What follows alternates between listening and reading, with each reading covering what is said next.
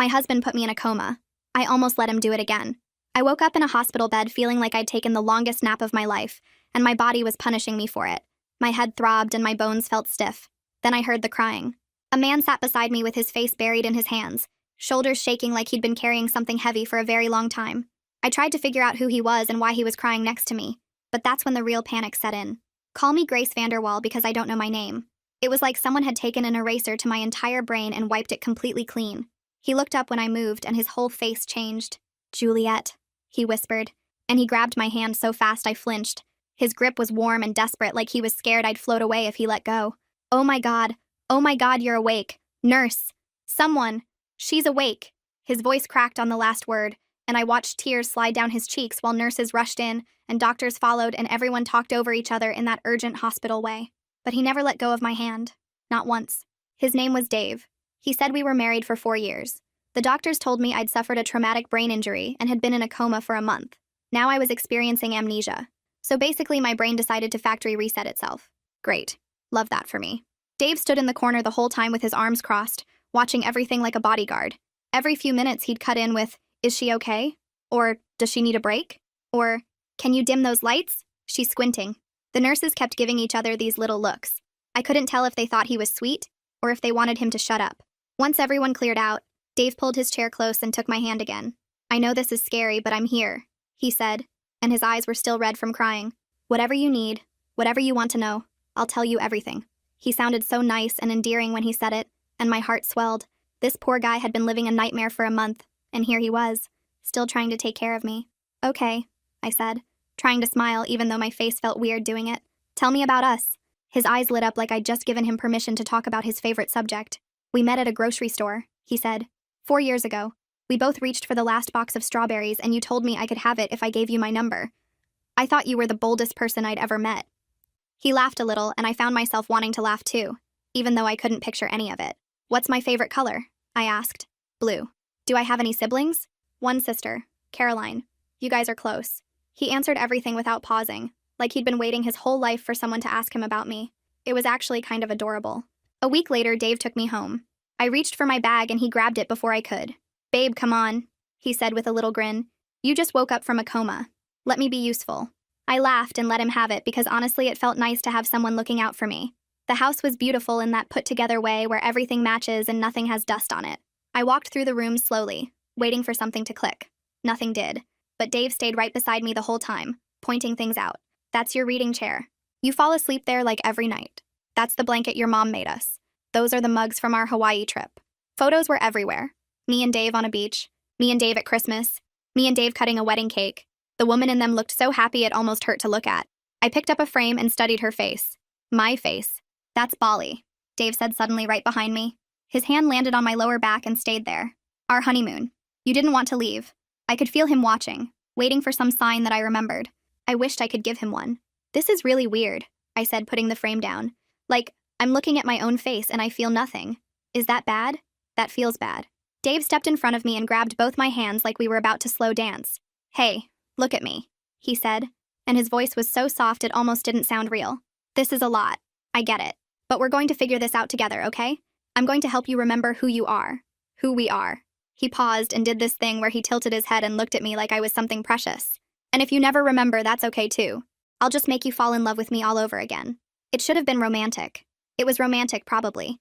A devoted husband promising to help his broken wife rebuild her entire life. Standing in our beautiful home surrounded by proof that we were happy once. I should have felt lucky. And I did, kind of. I had someone who clearly loved me. Someone who knew everything about my life when I knew nothing. Someone who wasn't giving up on me even though I couldn't remember his face. So why did some tiny part of me feel like holding my breath? I ignored it and chalked it up to the amnesia, the overwhelm, the weirdness of being a stranger in my own body. Dave was being perfect. The house was perfect. My life from what I could see had been perfect. I didn't know yet that perfect was the whole point. I didn't know the old me had been running the night of that accident. I didn't know she'd been running from Dave. And now there I was, back in his arms with no memory of why I'd ever wanted to escape. I'm home now, relearning my life from the only person willing to teach me. But if Dave is really the devoted husband he claims to be, why does everyone who knew me before look at me like they're watching something terrible happen? His mother's coldness, my coworker's fear, the neighbor's whispered question.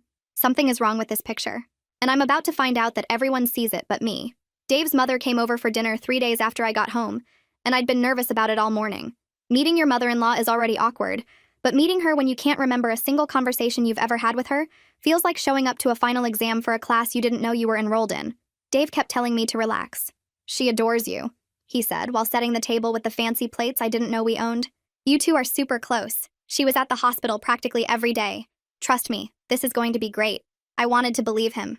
I really did. The doorbell rang and Dave squeezed my shoulder before going to answer it. I heard voices in the hallway, his warm and welcoming, hers clipped and short.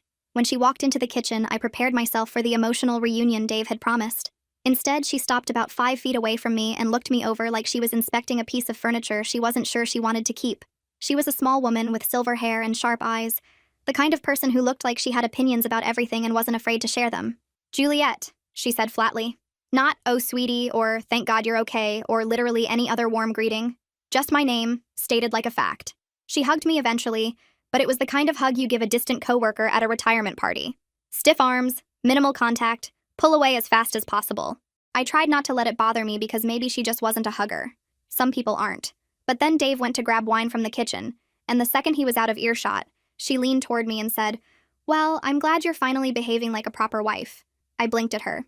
"Sorry, what?" She just smiled this tight little smile and patted my arm. "Nothing, dear.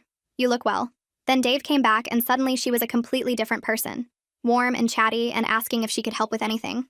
I stood there trying to process what had just happened while she complimented the table settings like she hadn't just said something incredibly weird to me. Finally behaving? What did that even mean? What had I been doing before that was so improper? I wanted to ask, but the moment had passed and Dave was pouring wine and talking about work, and his mother was laughing at his jokes and I felt out of place. I told myself I was overthinking it. She was old. Old people say strange things sometimes. It didn't mean anything. A week later, a woman showed up at our door while I was watching TV in the living room.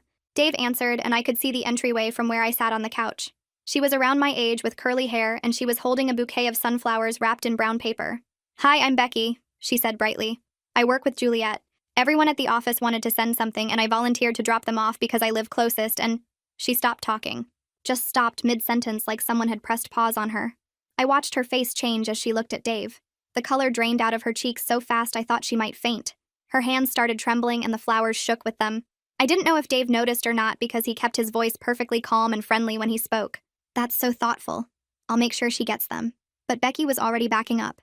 She practically threw the flowers at him and mumbled something I couldn't hear, and then she was gone. Walking so fast to her car she was almost running. I sat up straighter on the couch. "Who was that?" I called out. Dave came into the living room holding the sunflowers like nothing had happened. "Just a coworker of yours," he said with an easy shrug. "Nice that they're thinking of you." He kissed my forehead and took the flowers to find a vase. I kept staring at the front door. Becky hadn't just been uncomfortable. She'd been scared. Legitimately, visibly scared. Of what? Of Dave?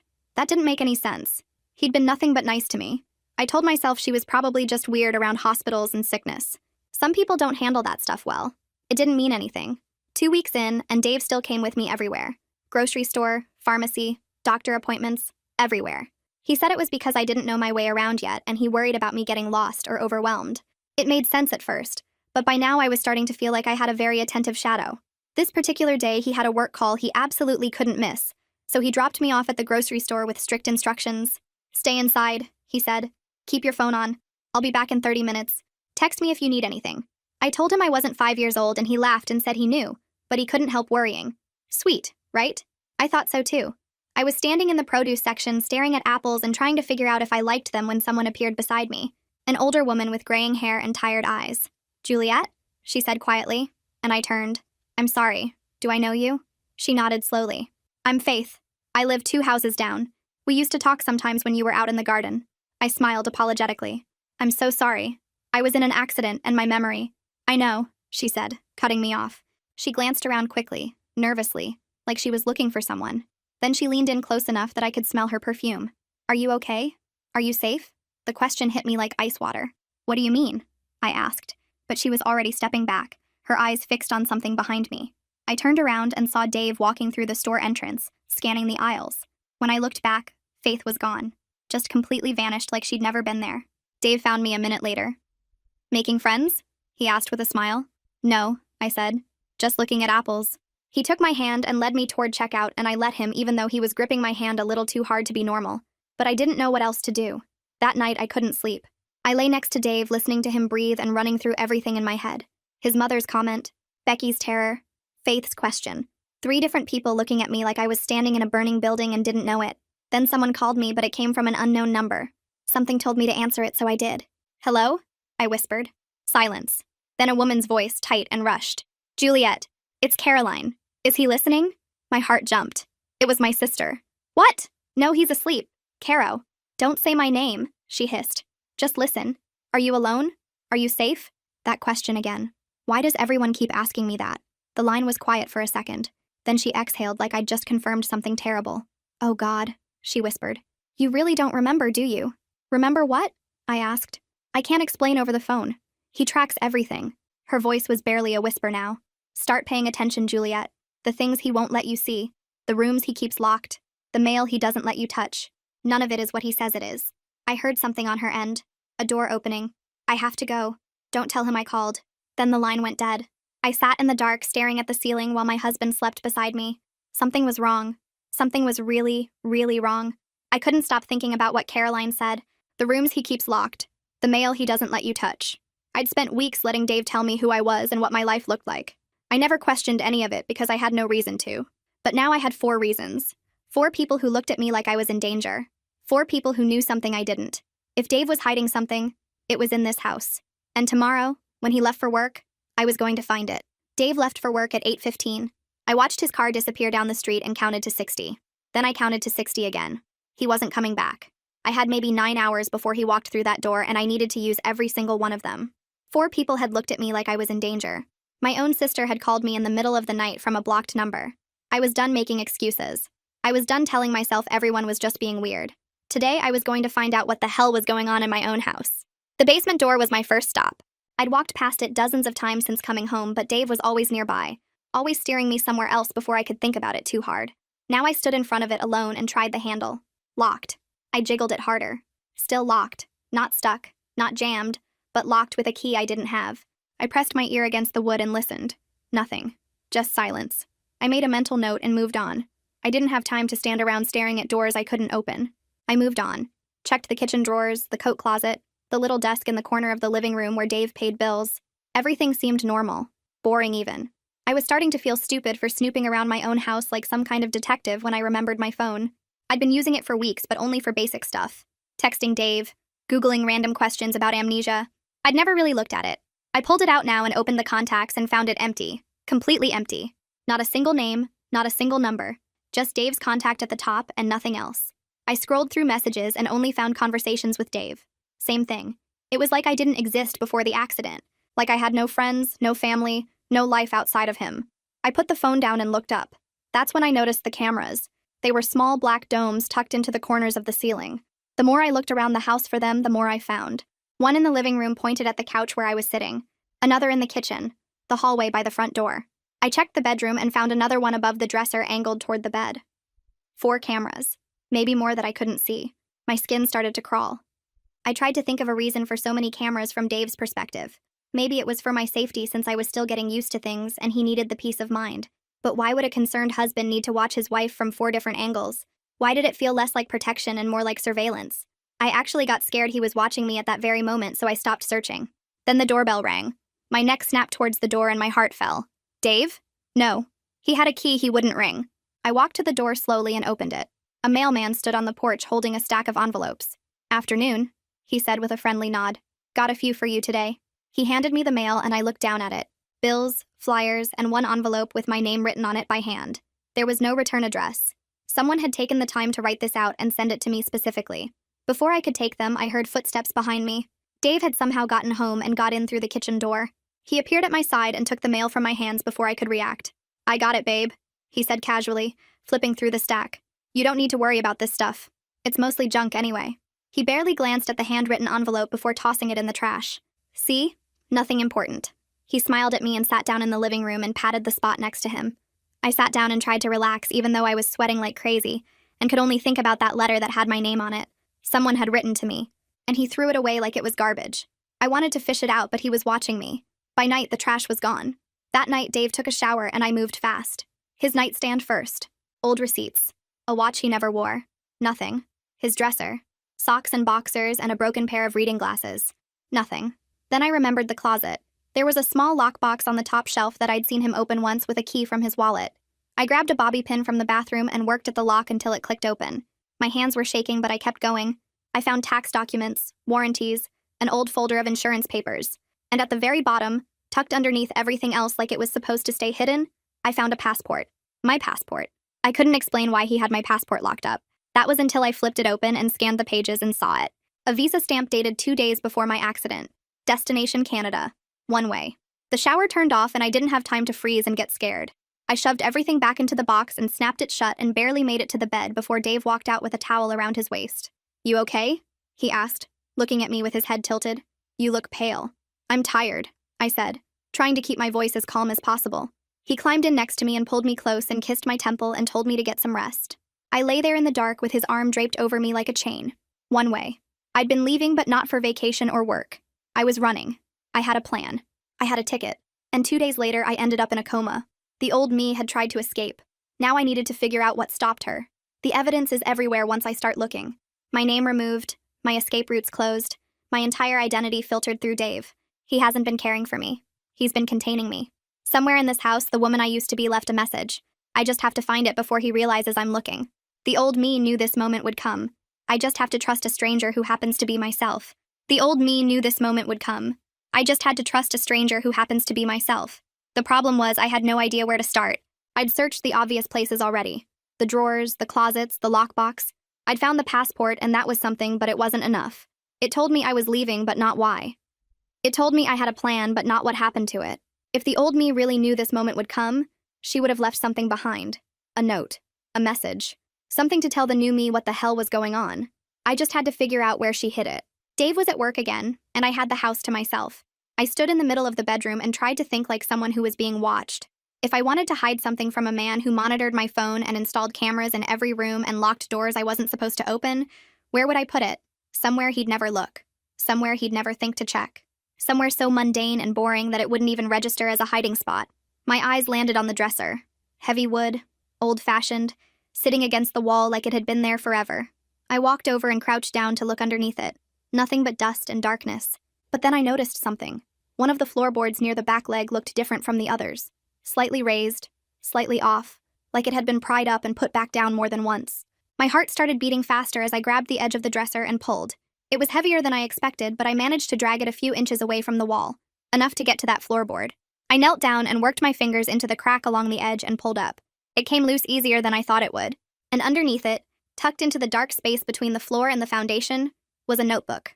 Small, leather-bound, with a rubber band wrapped around it to keep it closed. I pulled it out and held it in my hands and just stared at it for a long moment. This was it. This was what she left behind. I opened it and a loose piece of paper fell out. It was folded in half and my name was written on the front in handwriting that matched the grocery lists on the fridge. I unfolded it and started to read. "If you're reading this, something went wrong. You tried to leave and he caught you, or you got hurt. I don't know what happened, but I know you're back in this house and you don't remember why you were trying to get out. This notebook has everything. Read it from the beginning. Don't skip anything. And whatever you do, don't let Dave find it." I set the letter aside and turned to the first page of the notebook. The entries started almost 2 years ago. The early ones were short and confused, like she was still trying to convince herself that something was wrong. "Dave asked to see my phone today. Not in a jealous way," he said. "He just wanted to make sure I wasn't overextending myself with too many social plans. I showed him because what else was I supposed to do? He deleted 3 contacts. People from work he said I didn't need to be texting. He did it so casually, like he was cleaning out a junk drawer. Then a few weeks later, he set up a location sharing app on my phone. Said it was for safety in case something happened to me, but he checks it constantly.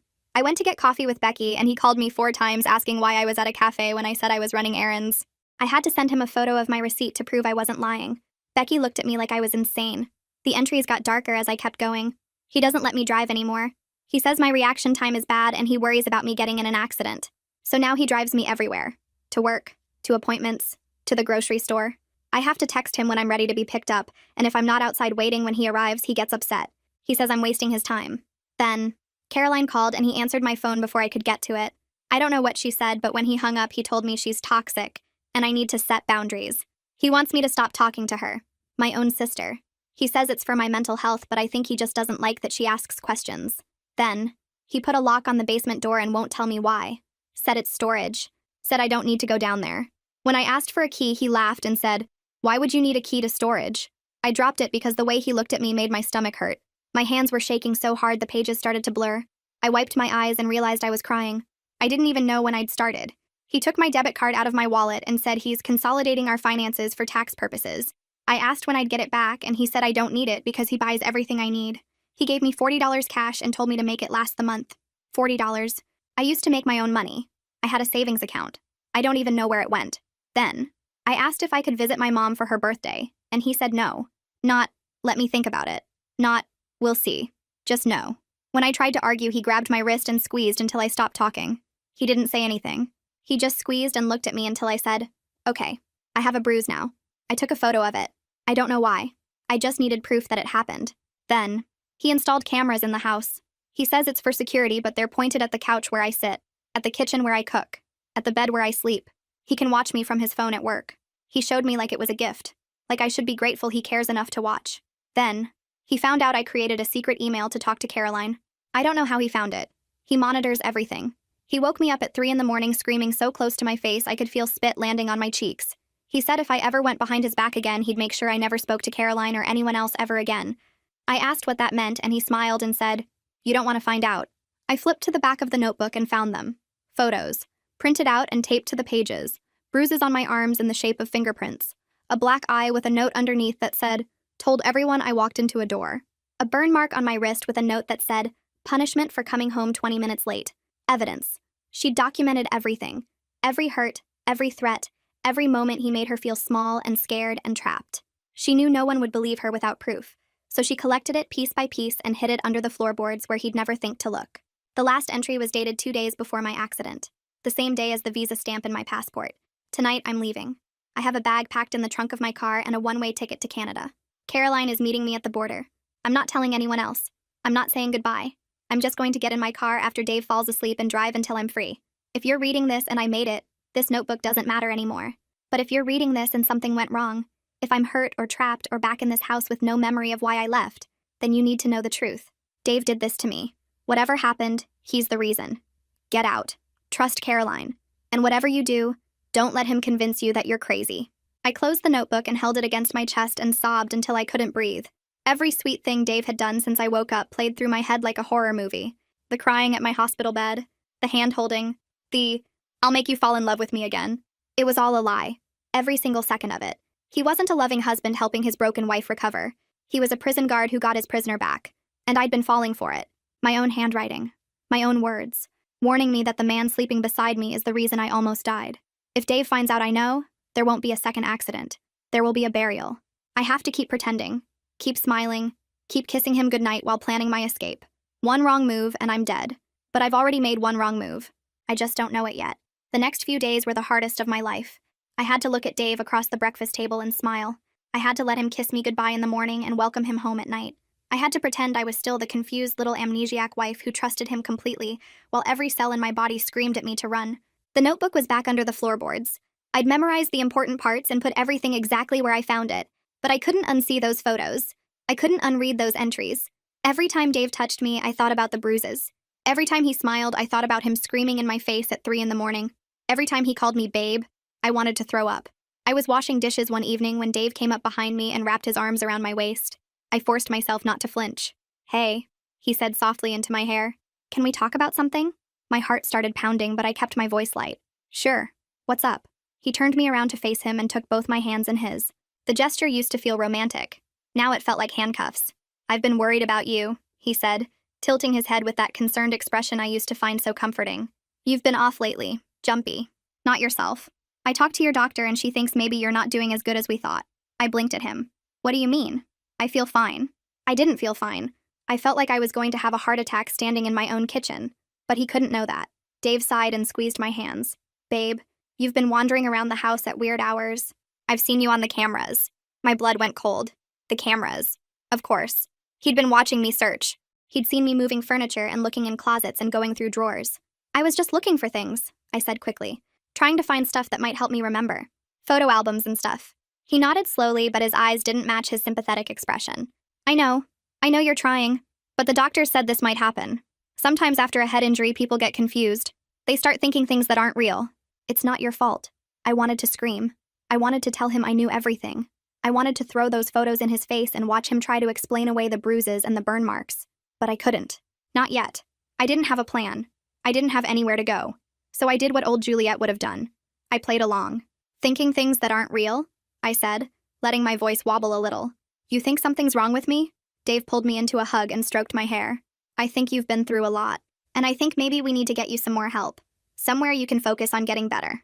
He let go of me and walked over to the counter where his work bag was sitting. He pulled out a glossy brochure and handed it to me. It was for a recovery center. The photos showed a big white building surrounded by trees and smiling people in comfortable clothes. It looked like a spa. I knew it wasn't. What is this?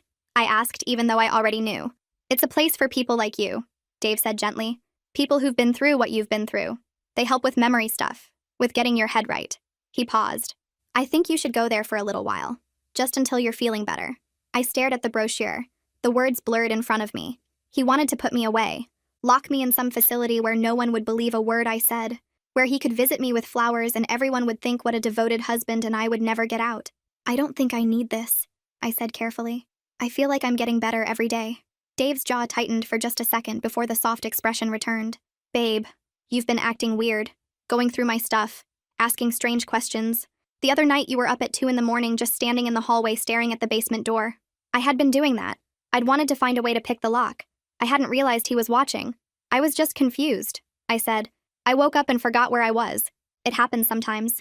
That's exactly what I'm talking about, Dave said, stepping closer and cupping my face in his hands. I flinched. It was small, barely a movement, just my head jerking back half an inch before I caught myself. But it was enough. Dave's eyes changed. Not his expression. That stayed soft and concerned, but something behind them shifted, sharpened. He'd touched my face 100 times since I woke up, and I'd never once pulled away. I'd leaned into it, melted into it, trusted it, and now I'd flinched like he was about to hit me. Like I knew something I shouldn't know. I saw him clock it. I saw him file it away. He smiled softly instead. You're confused. You need help. Real help. More than I can give you here. His thumb stroked my cheeks and I wanted to pull away so bad it hurt. I already told your mom and your sister what's been going on. They think this is a good idea too. I stopped my eyes from widening. You talked to Caroline? Of course. She's your sister. She should know. His voice was so calm, so reasonable. She was upset at first, but I explained everything. The memory stuff. The way you've been acting. She gets it now. He was lying. He had to be lying. Caroline knew the truth. She'd told me to trust her. But what if he'd gotten to her?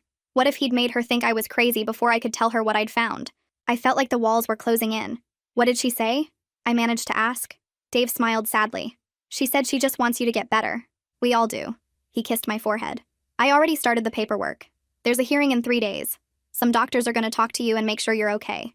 Then we'll get you into your recovery journey. 3 days. I had 3 days before they locked me away. A hearing? I said, trying to keep my voice steady. What do you mean a hearing? It's nothing scary, Dave said like he was talking to a little kid. They just want to make sure you can take care of yourself. With the memory loss and the way you've been acting, they need to check that you're okay to make your own choices. It's for your own good. For my own good. He was going to have me declared crazy. He was going to take away my right to make decisions, my right to leave, my right to tell anyone what he'd done. And he was doing it all with that same soft smile on his face. I don't want to go to some facility, I said. And this time I let the fear show in my voice because it was real. Dave, please. I'm fine. I just need more time. He pulled me into another hug and held me tight. Too tight. I know you're scared, he murmured. But this is what's best. I already filed everything. It's happening. His arms were like a cage around me. I'm doing this because I love you, Juliet. You have to trust me. I stood there in his arms and said nothing. I couldn't trust him. I would never trust him again. But he thought he'd already won. He thought I was still the confused little wife with no memory and no fight left in her. He was wrong. 3 days.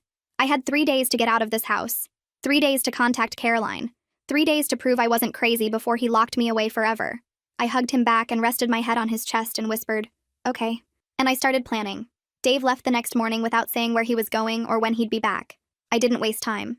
The second his car disappeared down the street, I ran to the bedroom and grabbed the duffel bag from the closet and started shoving things inside.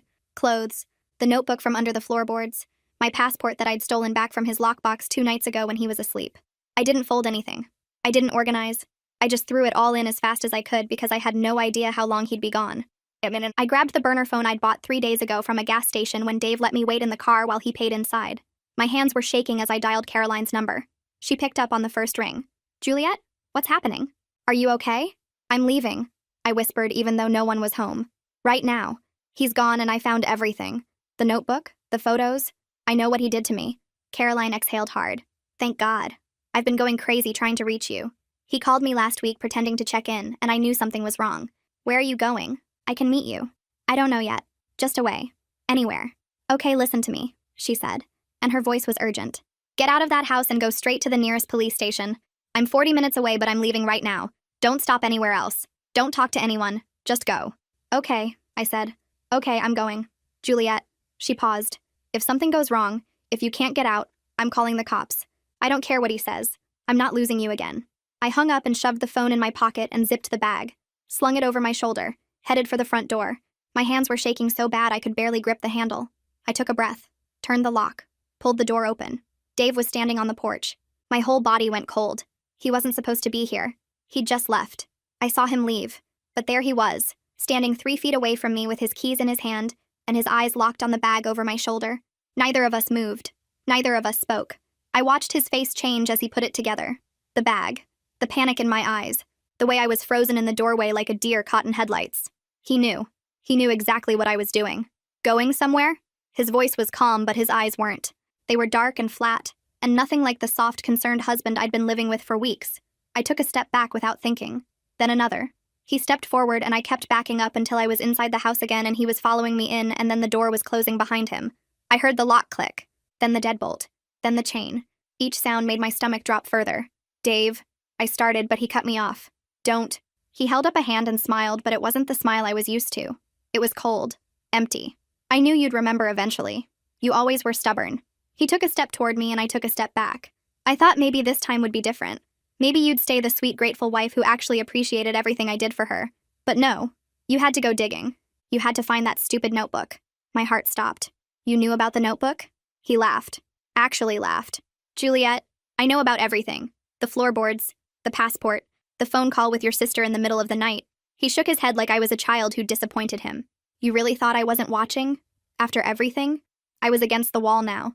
Nowhere left to back up. My voice was shaking, but I forced myself to speak. What did you do to me? The night of the accident.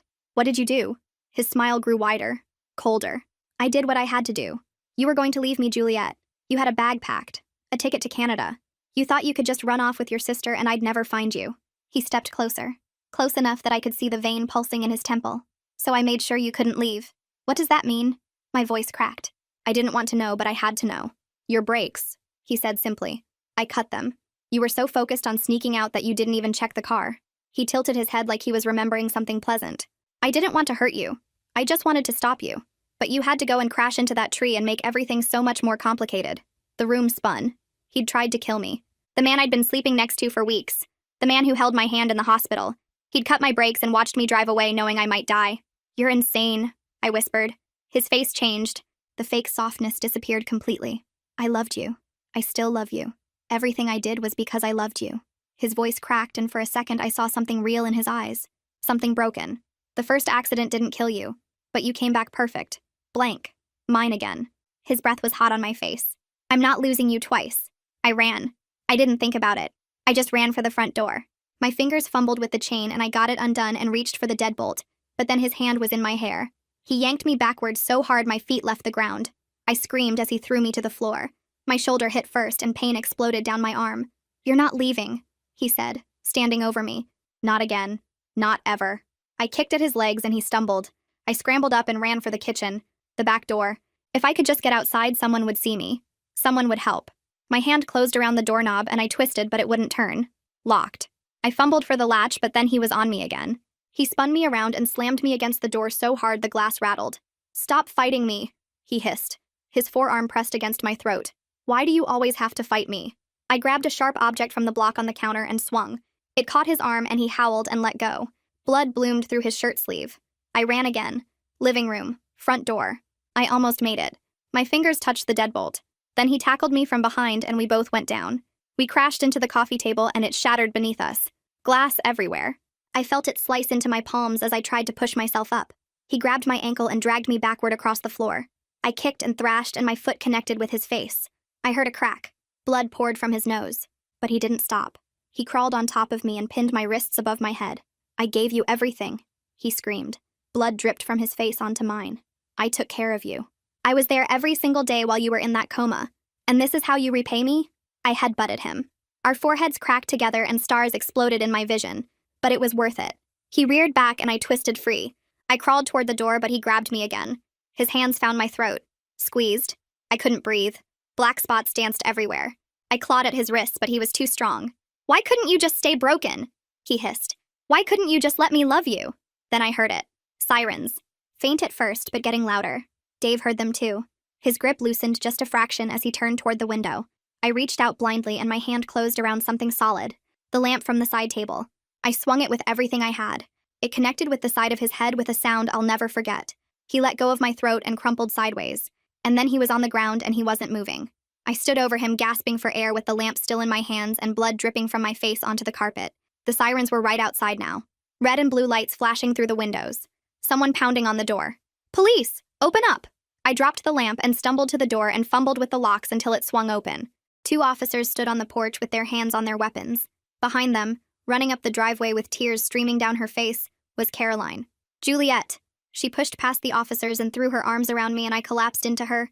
I called them the second you hung up. I knew something was wrong. I'm so sorry. I'm so sorry. I couldn't speak. I just held on to my sister and cried while the officers moved past us into the house. Dave was arrested that night for attempted murder and years of documented abuse. The diary I found under the floorboards became evidence in court, and it saved my life twice. Once when I read it, and once when the jury did. My memory came back slowly over the following months.